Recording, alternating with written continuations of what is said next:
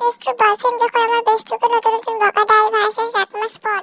ও সোনা, সোনা পাখি, ও বুঝছি তুমি আজকে মদ খাবে। কি করব বলো?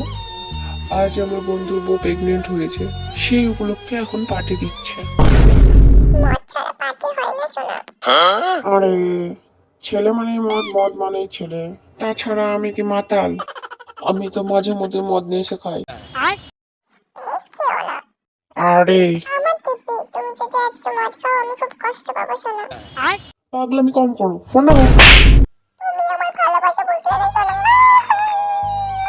হ্যালো সোনামণি, আজ সকালে আজকে আমার বন্ধু বাবা হয়েছে, সেই উপলক্ষে আবার পার্টি দিচ্ছে, বুঝছো? তো কটার সময় যাবে গুগলতে? এমন করে বলো কেন?